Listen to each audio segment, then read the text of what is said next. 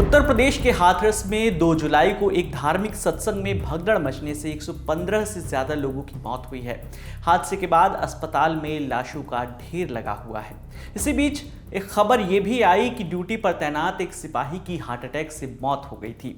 कहा जा रहा था कि शवों की व्यवस्था के लिए सिपाही की ड्यूटी लगाई गई थी। इसी घटना पर एटा पुलिस ने एक नई जानकारी दी है। पुलिस अधीक्षक राजेश कुमार सिंह ने सोशल मीडिया प्लेटफॉर्म एक्स पर एक वीडियो शेयर करके बताया कि सिपाही की मौत और हाथरस में मची भगदड़ का कोई संबंध नहीं है। उन्होंने क्या कुछ कहा, सुनिए। आरक्षी रवि जो क्यूआरटी ड्यूटी में था, उसकी हार्ट अटैक से डेथ हुई है और हवागढ़ में तैनात था। कुछ दिनों से क्यूआरटी ड्यूटी पे था। वहीं पे इसकी तबीयत खराब हुई। वहाँ से क्यूआरटी वालों ने एडमिट कराया था और उसको बचाया नहीं जा सका। सीवियर अटैक था। हाथरस वाली घटना में जो डेड बॉडी आई थी, उसको देख के ऐसा हुआ कि कतई नहीं है, ये दूसरी जगह ड्यूटी पे था। वहाँ से डायरेक्ट इसको हॉस्पिटल में लाया गया था। ये मोर्चरी को गया भी नहीं था। यह कहना गलत है कि उसको देख करके इसको ऐसा हुआ है। धन्यवाद। कप्तान साहब कह रहे हैं कि ये घटना किसी और जगह की है, लेकिन सवाल ये है कि जब अधिकारी बीमार होते हैं तो फटाक से छुट्टी ले लेते हैं, लेकिन अगर उस सिपाही की तबीयत ठीक नहीं थी तो उसे छुट्टी क्यों नहीं दी गई? उस सिपाही की ड्यूटी क्यों लगा रखी थी? इसका जवाब तो देना ही होगा कप्तान साहब, क्योंकि 30 साल के एक सिपाही की जान हार्ट अटैक से गई है। इस हादसे के बाद मंगलवार देर रात सिकंदराराउ थाने के दरोगा ने 22 लोगों के खिलाफ एफआईआर दर्ज कराई। इसमें मुख्य आयोजक देव प्रकाश मधुकर का नाम है, बाकी सब अज्ञात हैं। हैरान करने वाली बात यह है कि इसमें मुख्य आरोपी भोले बाबा उर्फ हरिनारायण साकार का नाम ही नहीं है। हादसे के बाद से बाबा अंडरग्राउंड है।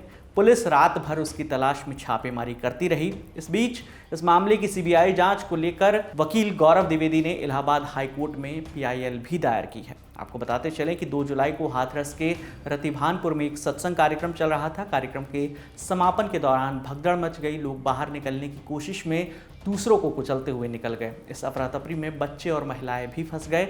मृतकों में महिलाओं और बच्चों की संख्या सबसे ज्यादा है। कई घायलों की हालत गंभीर बताई जा रही है। आरोप लगाया जा रहा है कि सत्संग स्थल पर व्यवस्थाएं इतनी लचर थी कि भगदड़ के बाद शवों को अस्पताल पहुंचाने में मशक्कत करनी पड़ी। कोई बाइक पर तो कोई ऑटो में शव रखकर अस्पताल पहुंचा। हाथरस हादसे के बाद प्रधानमंत्री नरेंद्र मोदी ने प्रत्येक मृतक के परिजनों के लिए प्रधानमंत्री राष्ट्रीय राहत कोष से 2-2 लाख रुपए और घायलों को 50-50 हज़ार रुपए देने की घोषणा की है। वहीं उत्तर प्रदेश के मुख्यमंत्री योगी आदित्यनाथ ने भी मृतकों के परिजनों को 2-2 लाख रुपए और घायलों को 50-50 हज़ार रुपए की आर्थिक सहायता देने के निर्देश दिए हैं। साथ ही मुख्यमंत्री ने इस मामले में कार्यक्रम के आयोजकों के खिलाफ एफआईआर दर्ज करने के भी निर्देश दिए हैं। रिपोर्ट के मुताबिक प्रशासन आयोजकों के खिलाफ बड़ी कार्रवाई करने की तैयारी में है। सीएम योगी आदित्यनाथ ने क्या कुछ कहा, सुनिए। राज्य सरकार इस पूरी घटना की तह में जाएगा। यह हादसा है या साजिश, यह भी हम इसकी तह में जाकर के इसको देखेंगे। इस प्रकार की घटना पर पीड़ितों के प्रति संवेदना व्यक्त करने की बजाय राजनीति करना यह अत्यंत दुर्भाग्यपूर्ण है और निंदनीय भी।